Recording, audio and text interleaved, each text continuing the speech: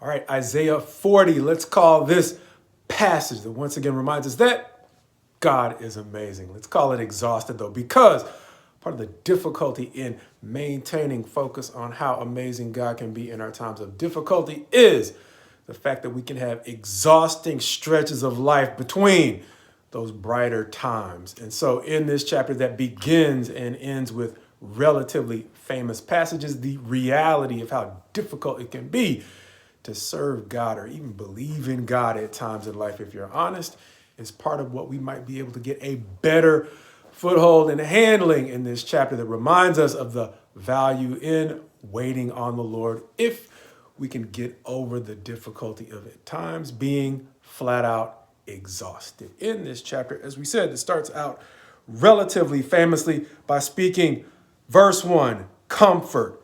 Comfort my people, says your God, as he's going to say in verse 2, because they have already received double for all of their sins. Understanding that God has not cut corners on the accountability or the standard to which he has held Israel because they are his people, setting an example in the way that he deals with his own people for his unshakable standards of justice that are only balanced out by his mercy. And so we are getting in the first two verses to see both of those, both his justice, giving double to his people, and his mercy, letting them know that their days of relief are finally at hand.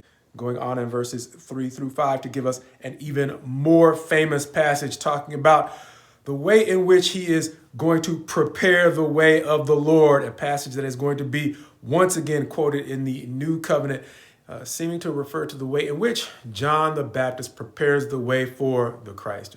John the Baptist prepares the way for the Christ. Going on in verses 6 through 8 to give us another famous passage quoted in the epistle of Peter, saying in verse 6, a voice says, cry, and what shall I cry?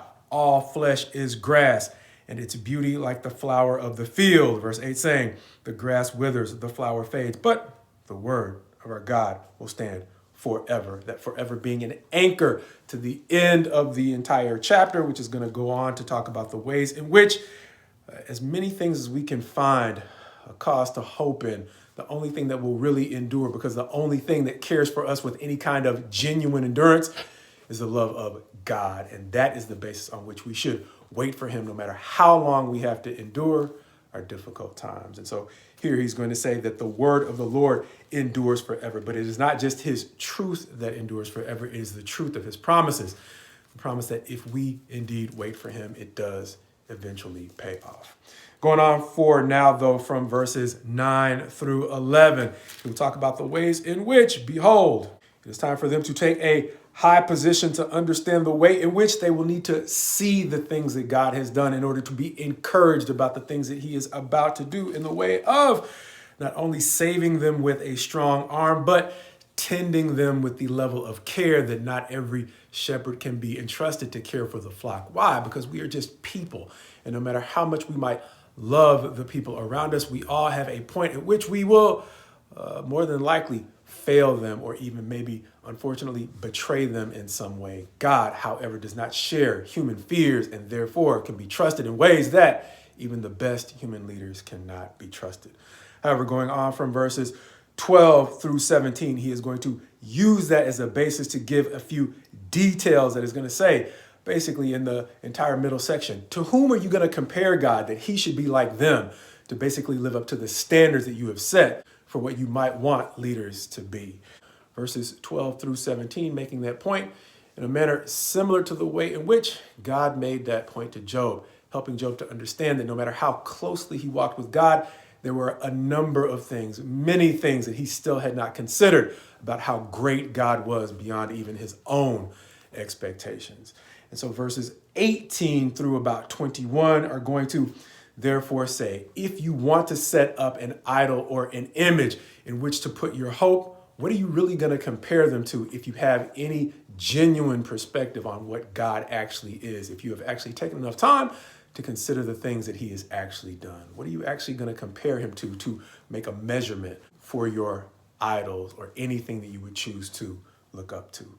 As he's going to go on from verses 22 2 through 24 to talk about, once again, he not only is larger than anything that we can imagine, he literally sits above the circle of the earth, similar to what he said before in verses 12 through 17, the things that we can accumulate, the things that seem beyond our sight line here on this earth are barely enough to count for much and actually account as less than nothing in comparison to what God is in his fullness. Understanding that even the things we perceive about God are only a fraction of who he actually is. Reminiscent of what the Queen of Sheba said about Solomon when she finally got to see Israel at its height. And she said, the half had not been told to me, even though the stories were grandiose. If that was her reaction to actually meeting Solomon and having him surpass her expectations, God is letting us know here in Isaiah 40, your expectations are nothing compared to what he actually is. As he will go on in verses 25 and 26, once again to say, to whom then will you compare me, that he should actually be like your expectation of what greatness is? Verses 27 on through the end of the chapter, then going on to say, why do you say, O Jacob, and speak, O Israel, my way is hidden from the Lord, and my right is disregarded by my God. Pointing forward to our theme for this chapter, that being exhausted, which comes toward the end of that other, or one of the other famous passages we mentioned, starting around verse 28, where it says, have you not known? Have you not heard? The Lord is the everlasting God, the creator of the ends of the earth. He does not faint or grow weary. His understanding is unsearchable. He gives power to the faint, and to him who has no might, he increases strength. Even youths shall faint and be weary, and young men shall fall exhausted, but they who wait for the Lord shall renew their strength. They shall mount up with wings like eagles. They shall run and not be weary. They shall walk and not faint. As a famous song goes, teach me, Lord, to wait.